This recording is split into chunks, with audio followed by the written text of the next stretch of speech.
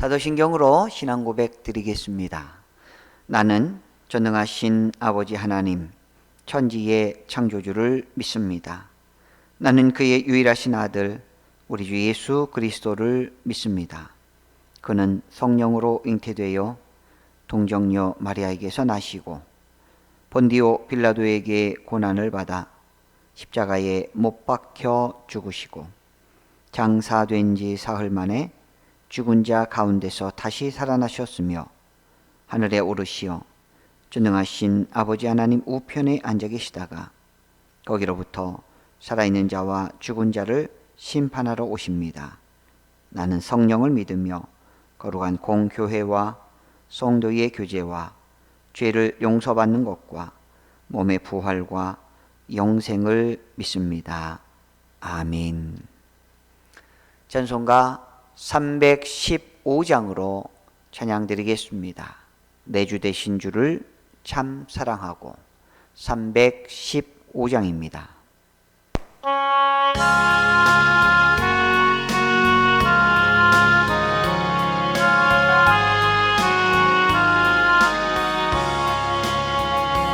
내 주 되신 주를 참 사랑하고 곧 그에게 죄를 사고합니다. 그는 은혜를 주신 내 예수시니 이전보다 더욱 사랑합니다. 주 날 사랑하사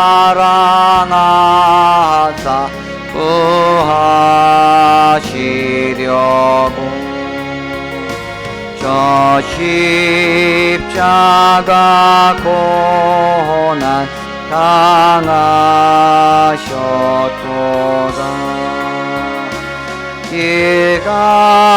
일가시관 쓰신 내 주 배우니 이전보다 더욱 사랑합니다. 내 평생에 힘쓸 그 힘은 주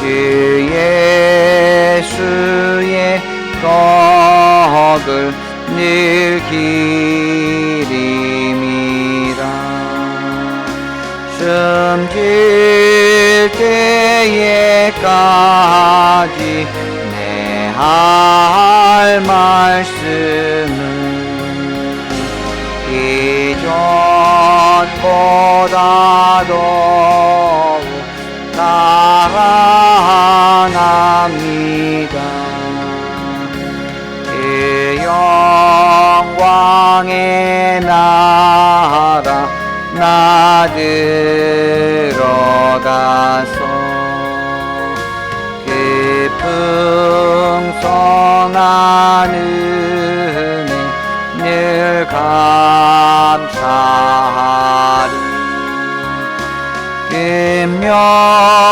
금멸유관 쓰고 나 찬송할 만 이전보다 더욱 사랑합니다.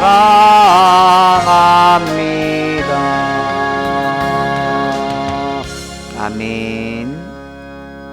히브리서 13장 9절로 17절까지 말씀을 봉독해 드리겠습니다. 13장 9절로 17절까지 말씀입니다. 9절입니다. 여러 가지 다른 교훈에 끌리지 말라. 마음은 은혜로서 굳게 함이 아름답고 음식으로서 할 것이 아니니 음식으로 말미암아 행한 자는 유익을 얻지 못하였느니라. 우리에게 제단이 있는데 장막에서 섬기는 자들은 그 제단에서 먹을 권한이 없나니 이는 죄를 위한 짐승의 피는 대제사장이 가지고 성소에 들어가고 그 육체는 영문 밖에서 불사름이라. 그러므로 예수도 자기 피로써 백성을 거룩하게 하려고 성문 밖에서 고난을 받으셨느니라. 그런즉 우리도 그의 치욕을 짊어지고 영문 밖으로 그에게 나아가자. 우리가 여기에는 영구한 도성이 없으므로 장차 올 것을 찾나니 그러므로 우리는 예수로 말미암아 항상 찬송의 제사를 하나님께 드리자. 이는 그 이름을 증언하는 입술의 열매니라. 오직 선을 행함과 서로 나누어 주기를 잊지 말라. 하나님은 이 같은 제사를 기뻐하시느니라. 너희를 인도하는 자들에게 순종하고 복종하라.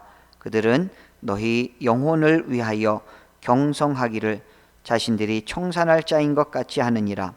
그들로 하여금 즐거움으로 이것을 하게 하고 근심으로 하게 하지 말라. 그렇지 않으면 너희에게 유익이 없느니라. 아멘. 하나님의 은혜와 평강이 추석 명절인 오늘 여러분과 가정과 자녀와 모든 식구들에게 충만하시기를 주님의 이름으로 축원합니다. 오늘은 구원 은혜에 따르는 찬송의 제사, 삶의 제사라는 제목으로 함께 말씀의 은혜를 나누겠습니다. 명절 아침 새벽입니다. 주의 식구들이 풍성한 명절 되시고 모든 식구들이 함께 모여 하나님을 예배하며 정말 은혜가 충만한 그런 풍성한 명절이 되기를 원합니다. 오늘 말씀은 히브리서 이제 마지막 부분이 되겠습니다. 내일 이제 본문이 끝나지만 이제 오늘 말씀을 통해서 히브리 백성들, 그러니까 예수를 믿은 유대인들에게 그 성전 제사와 이런 율법에 행하였던 것들, 그리고 예수 그리스도와 그 생명의 복음을 전하는 이 둘 사이에서 머뭇거리는 성도들에게 주시는 그 지침이라고 할 수 있는 것입니다. 사람들은 이런 사람들이 많습니다. 이것도 하고 저것도 하면 안 되냐라고 말하는 사람들이 있습니다. 예수의 복음으로 하나님 나라를 소망하며 사는 것과 또 세상에서 세상 사람들과 어울려 재밌게 지내는 것, 이것도 하고 저것도 하면 안 되느냐 이렇게 생각을 하기도 합니다. 당시 유대인 그리스도인들은 이와 같이 율법도 지키고 성전 제사도 드리고 그들이 하는 피의 제사도 하면서 내가 예수 그리스도를 믿으면 안 되냐 이렇게 생각을 했던 것이죠. 그러나 오늘 히브리서 기자는 성령의 감동을 통하여 이들에게 그럴 수 없다라는 것입니다. 양자 중에 하나를 택해야 된다라고 설명을 하고 있는 것이죠. 한번 9절 보겠습니다. 여러 가지 다른 교훈에 끌리지 말라. 마음은 은혜로서 굳게 함이 아름답고 음식으로서 할 것이 아니니 음식으로 말미암아 행한 자는 유익을 얻지 못하였느니라. 여기서 음식이라고 한 것은 어떤 율법의 제사에 의한 그러한 음식 규례들을 말하고 있습니다. 그래서 이것은 먹어도 되고 저것은 먹으면 안 된다라고 하는 어떤 규정들, 규례들을, 그러나 이런 것에 끌리지 말라라는 것이에요. 10절에도 보시면 우리에게 제단이 있는데 장막에서 섬기는 자들은 그 제단에서 먹을 권한이 없나니. 그러니까 제사장들이 그들의 장막에서 성전에서 피를 흘리고 제물을 흘리고 이러한 그런 어떤 율법의 제사 제도와, 그리고 여기에서 표현하고 있는 우리에게 제단이 있는데 이 표현은 성찬을 드리는 하나님의 백성들의 교회 안에서 이루어지는 성찬 예식을 말하는 것입니다. 그래서 피의 제사를 드리는 제물들과 또 예수의 살과 피를 기념하는 이 성찬 예식이 전혀 다르기 때문에 여기도 가고 저기도 갈 수 없다라는 것이죠. 성전 제사에 참여한 사람이 성찬에 참여할 수가 없다라고 분명하게 말하고 있습니다. 11절에 보면 더 자세하게 설명이 되어 있습니다. 이는 죄를 위한 짐승의 피는 대제사장이 가지고 성소에 들어가고 그 육체는 영문 밖에서 불사름이라. 예수님은 당시에 피를 가지고 지성소에 들어가신 분입니다. 당신의 피, 이것을 가지고 하나님 앞에 속죄함을 구하면서 하나님 앞에 들어간 것이죠. 율법에 의하면 피를 성소에 가지고 들어가 이스라엘 전체의 죄를 대속한 속죄 제물의 고기는 제사장이 먹을 수가 없습니다. 다 불태워야지요.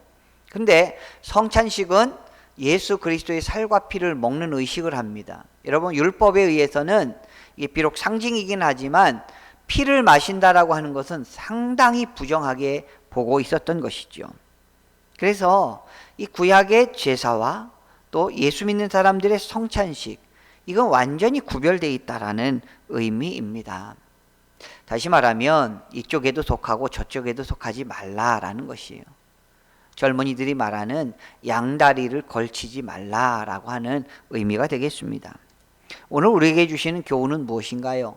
세상도 사랑하고 예수님도 사랑하고, 이것이 아니라 우리는 예수님을 사랑하는 마음으로 세상에서는 우리가 깨끗하고 구별되고 거룩한 모습으로 예수님만 섬기는 그러한 백성으로 살아야 된다라고 하는 교훈이 있는 것이죠. 12절, 그러므로 예수도 자기 피로써 백성을 거룩하게 하려고 성문 밖에서 고난을 받으셨느니라. 그런즉 우리도 그의 치욕을 짊어지고 영문 밖으로 그에게 나가자. 근데 예수님께서는 십자가를 지시기 위하여 영문 밖에 나가서 친히 십자가의 고난을 받으셨습니다. 그렇기 때문에 이제 이스라엘 백성들, 특별히 유대인 성도님들이 그렇게 사모하며 떠날 수 없는 것이 예루살렘인데, 그 중에서도 예루살렘 성전인데 예수님이 영문 밖으로 나가서 고난 받으셨던 것처럼 우리 믿음의 백성들도 이제 박차고 나가서 이 예루살렘만 고집할 것이 아니라 온 세상에 나가서 예수 그리스도의 복음을 전해야 된다. 반드시 유대교 문화 안에만 있어야 되는 것이 아니다 라고 이렇게 이야기를 하고 있는 것입니다. 14절에 보시면 우리가 여기에는 영구한 도성이 없으므로 장차 올 것을 찾나니, 영구한 도성이라고 하는 것은 이제 예루살렘 성전을 말합니다. 유대인들은 예루살렘 성전을 엄청나게 귀하고 하나님이 임재하는 곳으로 생각을 하지만 사실 그런 곳이 아니었습니다.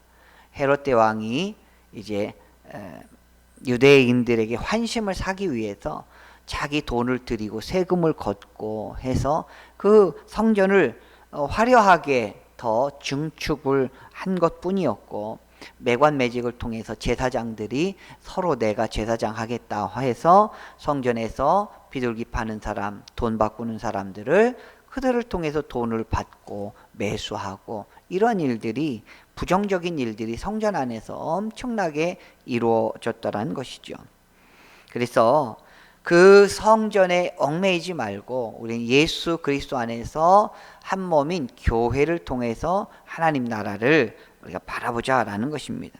십자가의 은혜를 누리기 위해서는 기존의 삶에서 떠나 예수님의 뒤를 따라야 된다. 예수님이 영문 밖으로 나가지 않으셨냐? 십자가를 지시기 위하여 성문 밖으로 나가지 않으셨냐?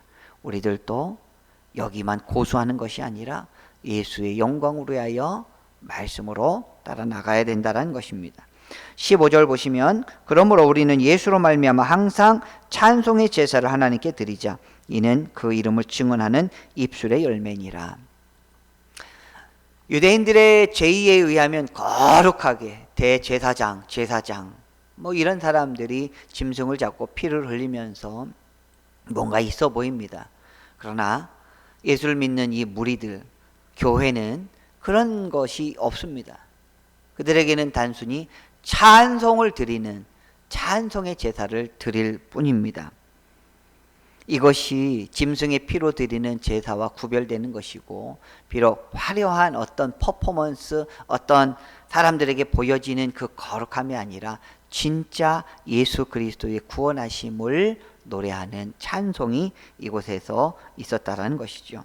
16절 오직 선을 행함과 서로 나누어 주기를 잊지 말라. 하나님은 이 같은 제사를 기뻐하시느니라. 17절 너희를 인도하는 자들에게 순종하고 복종하라. 그들은 너희 영혼을 위하여 경성하기를 자신들이 청산할 자인 것 같지 않으니라. 그들로 하여금 즐거움으로 이것을 하게 하고 근심으로 하게 하지 말라. 그렇지 않으면 너에게 유익이 없느니라. 이제 서로 선을 행하고 서로 나누어 주기를 즐거워하고 또 말씀 맡은 자들, 영적인 지도자들에게 정말 함께 위로하고 순종하고 복종하는 이런 일을 가져라라고 히브리서 기자는 권면을 하고 있습니다. 이 말씀이 오늘 우리들에게는 지당하게 들려지지만 1세기를 살아가던 예루살렘의 그 유대 성도들에게 있어서는 참으로 결단하기 쉽지 않은 그런 내용들일 수도 있었습니다. 그러나 그리스도인들은 예수님의 은혜를 얻기 위하여 과감히 성전을 떠나게 됩니다. 서로 가정에서 모여서 그들이 교회가 되고 그들이 하나님을 더 아름답게 예수 안에서 섬기는 모습을 보게 됩니다. 우리도 명절에 예수 그리스도의 백성으로서의 정체성을 품고 믿지 않는 식구들에게도 더 넉넉한 모습으로, 더 따뜻한 모습으로 하나님의 영광을 올려드리는 귀한 주의 성도님들이 되시길 원합니다. 오늘 또 말씀 안에서 승리하시기를 주님의 이름으로 축복합니다. 기도하겠습니다. 하나님 감사합니다. 오늘 유대인 그리스도인들 마음속에 있는 갈등을 다루면서 히브리서 기자는 결단하라 촉구하고 있습니다. 더 이상 피해 제사를 드리기보다는 예수 그리스도와 함께 감사의 찬송의 제사를 드리라고 오늘 권면을 하고 있습니다. 오늘 우리들에게도 주시는 말씀인 줄 믿고 세상과 벗하여 그들 속에 동화되어서 죄된 삶을 살지 않게 하여 주시고 예수 그리스도 안에서 결단을 하며 하나님의 백성으로서 예수 그리스도의 거룩한 지체로서 하나님 앞에 영광 올려드리는 복된 우리들 다 되게 하여 주시옵소서. 명절에 왕래 가운데 안전케 하여 주시고 주의 식구들 건강 지켜주시며 하늘의 풍성한 은혜와 축복으로 모든 가문이 예수 안에서 축복을 누리게 하여 주시옵소서. 감사드리며 예수님의 이름으로 기도드리옵나이다. 아멘. 하늘에 계신 우리 아버지, 아버지의 이름을 거룩하게 하시며 아버지의 나라가 오게 하시며 아버지의 뜻이 하늘에서와 같이 땅에서도 이루어지게 하소서. 오늘 우리에게 일용할 양식을 주시고 우리가 우리에게 잘못한 사람을 용서하여 준 것 같이 우리 죄를 용서하여 주시고 우리를 시험에 빠지지 않게 하시고 악에서 구하소서. 나라와 권능과 영광이 영원히 아버지의 것입니다. 아멘. 오늘 금요 기도회는 저녁 8시에 영상을 통해서 각 가정에서 드려주시기 바랍니다. 명절에 늘 건강하시고 풍성한 은혜가 하나님으로부터 임하시기를 축복합니다. 오늘도 말씀 기억하시면서 다 같이 기도드리겠습니다. 하나님 감사합니다. 주의 은혜로 우리를 날마다 돌보시고 하나님의 평강 가운데 인도하여 주시니 감사합니다. 하나님 오늘도 말씀 붙잡고 오직 예수 그리스도를 따라가는 우리 주님과 동행하는 하나님의 귀한 백성 되게 하여 주시옵소서. 하나님 귀하고 복된 명절이 되게 하여 주시사 마음이 평안하며 모든 주의 식구들이 하나님의 은총 가운데 화평을 누리게 하여 주시옵소서.